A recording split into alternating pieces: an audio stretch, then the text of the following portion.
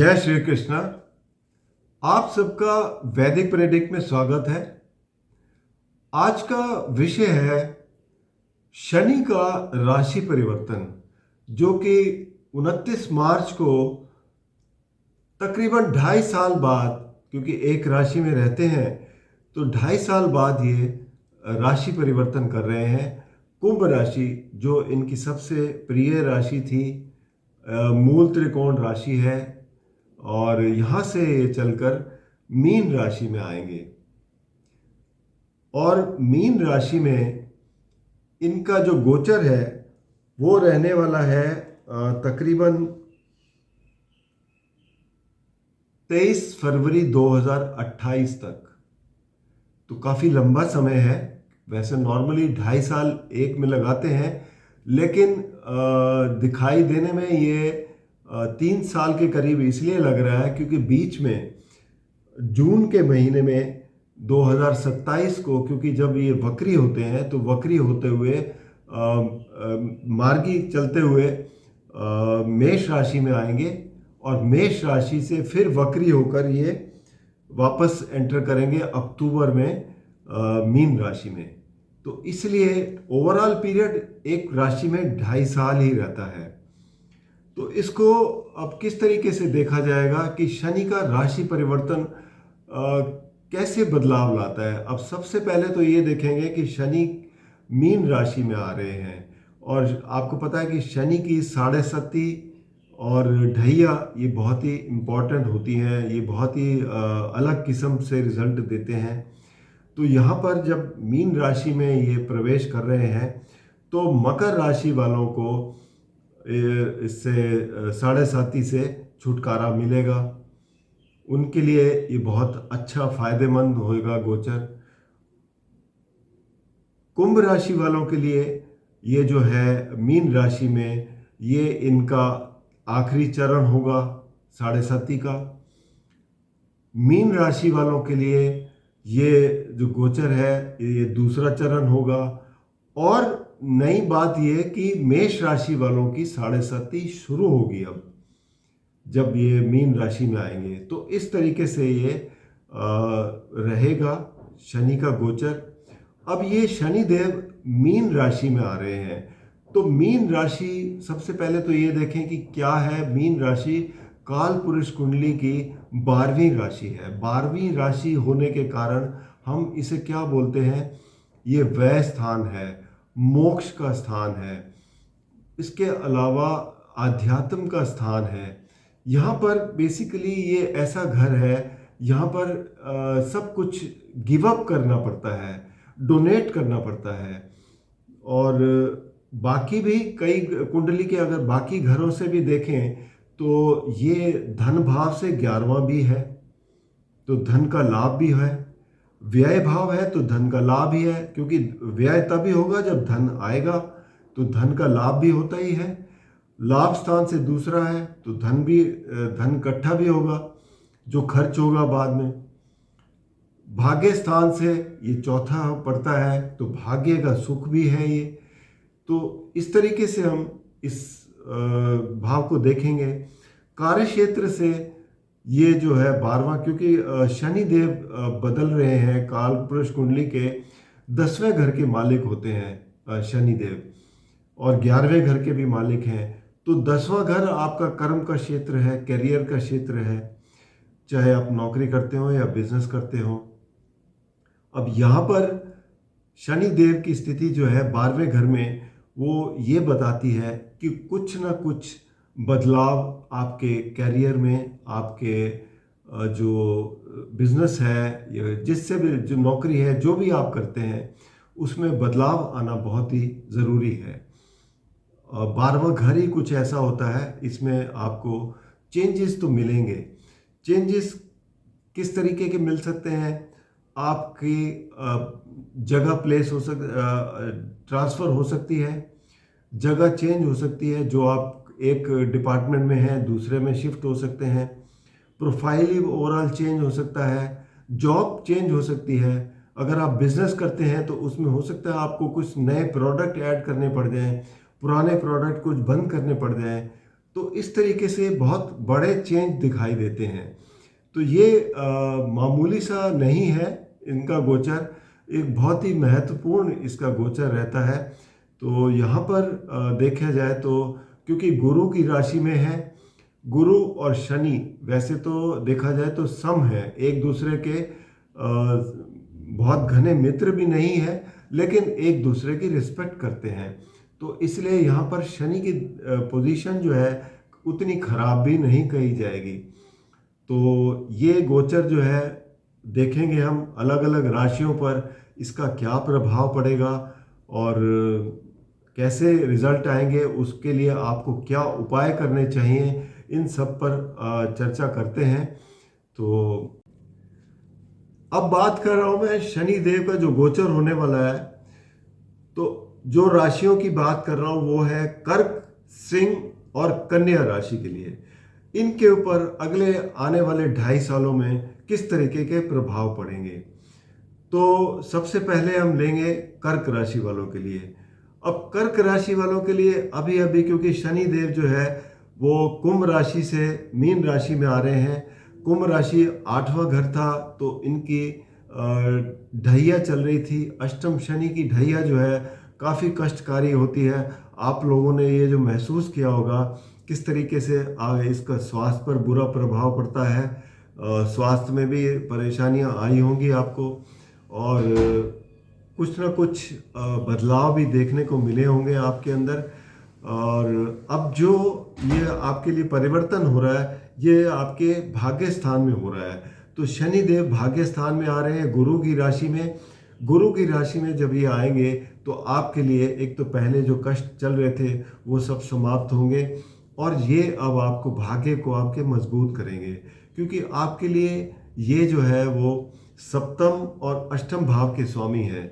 और सप्तम और अष्टम भाव के स्वामी होने के कारण भाग्य स्थान में आएंगे तो जो बुरे प्रभाव थे वो कम होते हुए थोड़ा अच्छे रिजल्ट देंगे। हालांकि मेलेफिक ज़रूर हैं तो कुछ ना कुछ परेशानियां फिर भी लाएंगे, लेकिन जितनी परेशानियां पहले आपको मिल चुकी उससे बहुत ही कम होंगी, जिससे आपको महसूस होगा कि अब जो है ये स्थिति ऐसी नहीं रहने वाली है। तो जैसे नवम भाव किस बात का है, नवम भाव आपके भाग्य स्थान है। नवम भाव से आप कुछ नया कुछ सीखने को मिलता है। आप कुछ लोगों को भी कुछ अच्छी कंसल्टेंसी दे सकते हैं क्योंकि आपको भी उसका ज्ञान बहुत होता है। नवम भाव आपके धर्म स्थान भी है तो आप पिलग्रिमेज पे जा सकते हैं। दूसरा, नवम भाव आपकी लंबी यात्राओं का भी होता है, पिता का भी होता है। तो इन सब चीज़ों से आपको फ़ायदे मिलते हुए नज़र आएंगे। तो इस वजह से यहाँ पर देखा जाए तो कर्क राशि वालों के लिए जो ये बदलाव है वो काफ़ी अच्छा साबित होगा। जो पहले परेशानियाँ चल रही थी वो कम होंगी और अब उससे फ़ायदा ही मिलेगा, नुकसान नहीं होगा। सप्तम भाव के स्वामी हैं तो सप्तम भाव से तीसरे होंगे तो आपके जो पार्टनरशिप है, पार्टनरशिप आगे बढ़ेगी। आपके पति पत्नी के रिश्ते काफ़ी अच्छे रहेंगे। और सप्तम भाव जो है वो कुंडली में बिजनेस या कार्य क्षेत्र से भी रिलेटेड है, क्योंकि 10वें से 10वां है तो वहाँ से भी आपको कुछ फ़ायदे ही नज़र आएंगे। उसमें कोई ऐसी नुकसान की बात नहीं होगी। हाँ, परिश्रम ज़रूर करना पड़ेगा क्योंकि तीसरा घर है, तो परिश्रम करते हुए आप आगे बढ़ेंगे। अब बात करेंगे सिंह राशि की। सिंह राशि के लिए देखा जाए तो ये छठे और 7वें घर के स्वामी होते हैं शनि देव, और ये आ रहे हैं 8वें घर में, यानी कि सिंह राशि वालों की अष्टम ढैया शुरू हो रही है। अष्टम ढैया दोस्तों काफ़ी कष्टकारी होती है, थोड़ा बहुत परेशानी देती है, आपको बदलाव लाती है। कोई ना कोई आपके कार्य क्षेत्र में बदलाव ला सकती है, आपके जीवन में और कई बदलाव आ सकते हैं, धन के मामले में परेशानियां आ सकती हैं। कोर्ट कचहरी के केस हैं तो उसमें देखा जाएगा आपकी कैसी पोजीशन चल रही है। वाद विवाद अगर होता है, कोई ऐसी चीज़ें होती हैं कि वो जो कोर्ट कचहरी तक जाती हैं, जो शुरुआत हो जाती है, तो इन सब चीज़ों को देखना पड़ेगा आपको। और कोशिश करें कि अगर आपको पहले से मालूम है तो उससे बचाव करने की कोशिश करें। तो ये पोजीशन बनती है जो आठवें घर में आएंगे। हालांकि छठे घर के स्वामी होकर आठवें में आएंगे तो छठे घर के थोड़े से लाभ भी देंगे। छठा घर क्या है? आपका रोग का है, ऋण का है और दुश्मनों का है। तो थोड़ा बहुत वहाँ से फायदा भी मिलेगा, क्योंकि किस्म से विपरीत राजयोग भी बना देते हैं। तो कहीं कुछ फायदा भी मिलेगा, कहीं कुछ नुकसान भी मिलेगा। एक, आपको स्वास्थ्य के ऊपर ज़्यादा ध्यान देने की ज़रूरत है। दूसरा, माता की सेहत का ज़्यादा ध्यान रखें। और साथ ही में अगर आपको कोई बदलाव करना पड़े कार्य क्षेत्र में तो उसको बड़े ध्यान से फोकस करके पॉजिटिव होकर देखें, ताकि आपके जो उसमें क्या पॉजिटिव है क्या नेगेटिव है उसका आकलन सही तरीके से कर पाएँ। तो ये स्थिति आपके लिए बनेगी। तो ये 2.5 साल जो है वो आपके लिए थोड़े से, ये कहूँगा कि कष्टकारी ज़रूर रहेंगे, लेकिन साथ ही में क्योंकि मूल त्रिकोण राशि केंद्र स्थान में पड़ रही है, जो कि पार्टनरशिप का है, पति पत्नी के रिश्तों का है और बिजनेस या कार्य क्षेत्र से रिलेटेड भी है। तो यहाँ पर क्योंकि दूसरे घर में आएंगे तो थोड़ा बहुत उसके सिलसिले में आय भी बढ़ेगी, क्योंकि दूसरे घर में है। और लेकिन फिर भी ये कहूँगा कि एक तो वाद विवाद से बचने की ज़रूरत है। पार्टनर्स के साथ, पति पत्नी के साथ वाद विवाद करने ना करें। और जितने भी लोगों से आप बाहर के लोगों से भी एग्रीमेंट वगैरह कोई भी बात करते हैं उनसे थोड़ा सा समन्वय बना के चलें, तो परेशानियां कम होंगी। मतलब ये कहे कि आएंगी लेकिन परेशानियां कम होंगी। और अपनी वैल्यूएबल चीज़ें उन पर ध्यान रखें, उस पर नज़र ना हटाएं, अच्छी तरीके से संभाल कर रखें। चोरी होने के भी खतरे बहुत होते हैं इसमें। अब अगली राशि वो है कन्या राशि। कन्या राशि के लिए देखें तो शनि देव का गोचर सप्तम भाव में होने जा रहा है। केंद्र स्थान है, आपके पति पत्नी का स्थान है, आपके पार्टनर्स का स्थान है और आपके बिजनेस वगैरह से यहाँ से ग्रोथ वगैरह ये भी देखी जाती है। तो और साथ में बिजनेस से रिलेटेड यात्राओं का भी होता है। तो ये सब चीज़ें देखी जाती हैं। अब यहाँ पर क्या है कि 5वें और छठे घर के स्वामी हैं शनिदेव, और छठा घर क्या है? मूल त्रिकोण राशि है। तो ज़्यादा परिणाम तो छठे घर के मिलेंगे और 5वें घर के भी कुछ परिणाम मिलेंगे। 5वां घर बहुत ही अच्छा गिना जाता है, लक्ष्मी स्थान है, तो धन का भी लाभ होगा। छठा घर अर्थ स्थान है, तो छठा घर भी आपको अर्थ से भी वो देगा। लेकिन छठे घर के स्वामी होते हुए ये कहूँगा कि शनिदेव का यहाँ आना सप्तम भाव में एक तो आपके वाद विवाद बढ़ाएगा, उससे बचने की कोशिश करें। पार्टनरशिप में अपने समन्वय बनाए रखें, ताकि आपको कोई जो चल रही हैं पार्टनरशिप उसमें परेशानियां ना हो। नई पार्टनरशिप बनाने से थोड़ा सा बचने की कोशिश करें, लेकिन अगर बहुत ज़रूरी होती है तो बहुत ध्यानपूर्वक अपने डॉक्यूमेंट्स वगैरह किस तरीके से करनी है किसी की सलाह ले लें, क्योंकि गुरु के घर में है तो किसी बड़े की या किसी गुरु की सलाह ले लेंगे तो उसमें आपको फ़ायदा मिल जाएगा।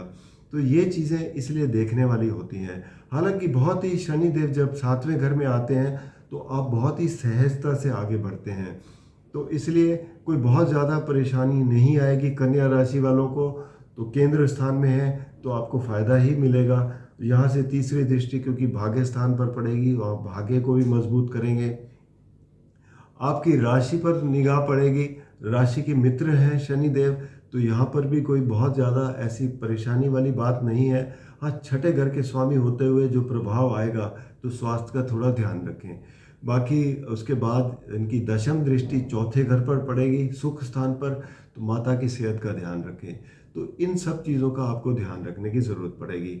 उपाय के तौर पर आप भी जो है शनिवार शाम को सूर्यास्त के बाद पीपल के पेड़ के नीचे जो है वो सरसों के तेल का दिया जलाएं और ओम शम शनिश्चराय नमः का जाप करें, जिससे आपको काफ़ी लाभ मिलेगा। तो ये था इन 3 राशियों का गोचर जो अलग अलग प्रभाव देगा। धन्यवाद।